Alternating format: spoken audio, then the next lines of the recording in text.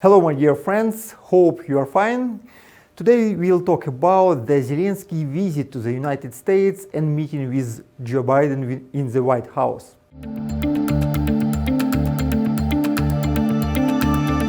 In general, the visit was not a failure, but there was no breakthrough in Ukrainian American relation either. Moreover, Ukrainians' national goals have not been achieved, although impressive announcements have been made. At the same time, both sides tried as much as possible to create a public appearance of the success of this visit. For Biden, this is important in the terms of pairing domestic political criticism from the Republicans and some Democrats about the surrender of the interest of the Russian Federation and the American concession on the Nord Stream 2. By the visit, Biden showed, look, we received the president of Ukraine at the highest level, provide assistance to the country, and once again reaffirm our commitments to its territorial integrity, sovereignty, and security. In fact, the whole point of the this meeting for Biden boiled down on the one phrase: I reaffirmed that the United States' support for Ukraine's sovereignty and territorial integrity in the face of Russian aggression, which was later duplicated by the American president's Twitter. Biden played this card quite well.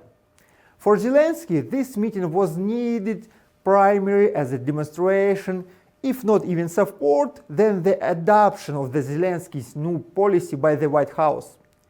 This is important both for ensuring internal political stability in Ukraine from the intrigues of competing political and economical groups and the strengthening position in the dialogue with the European Union and the Russian Federation.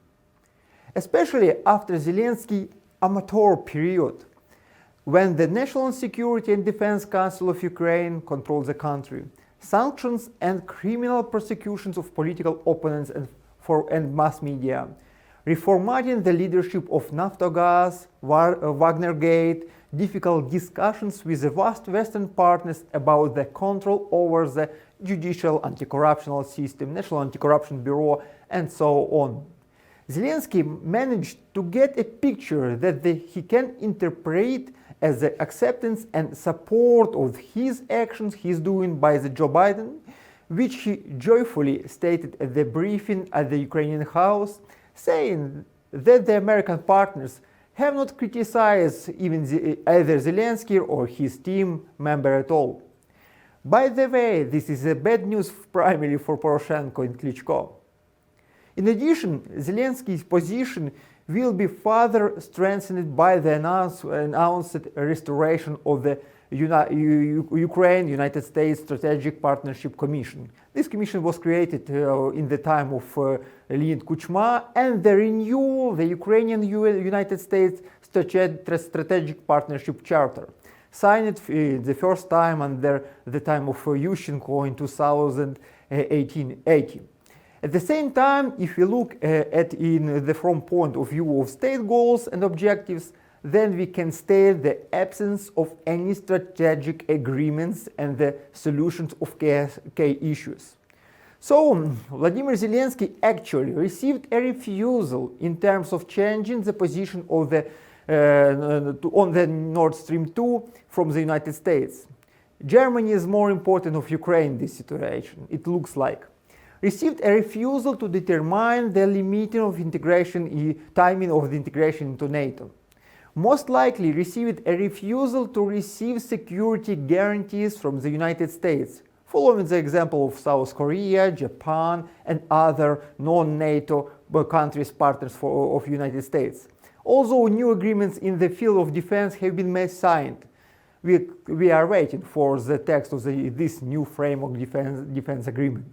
Did not receive consent for the United States to join the negotiation formats for Donbass. No guarantees have been received for anything at all, neither in military nor in financial sector nor in political spheres. Not a single legal document of the strategic nature has been signed between the presidents.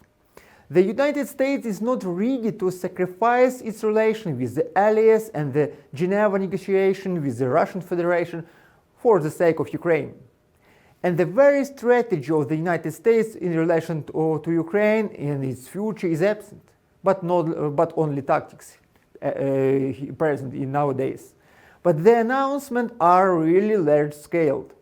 Completion of the block and nuclear power plants in Ukraine for $30 billion United States dollars. Dubious memorandum with Vestigauz without deadlines, funding sources, and other details. A credit line from the American Eximbank for $3 billion, most likely for the purchase of American goods and services in Ukraine.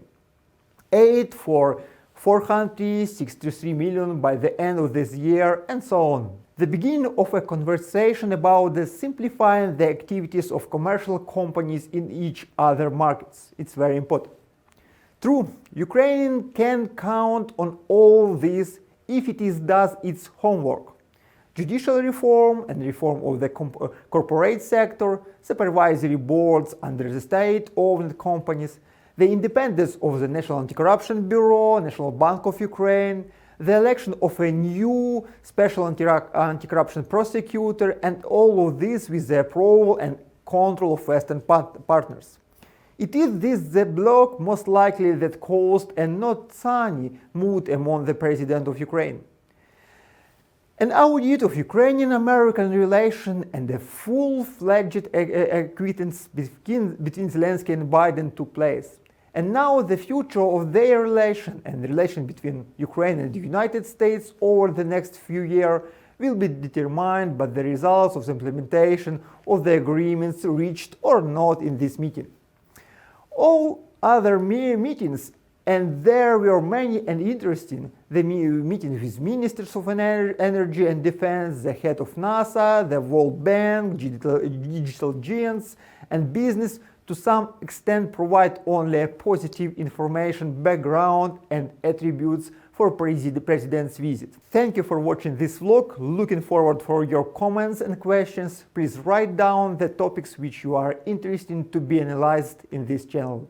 See you soon.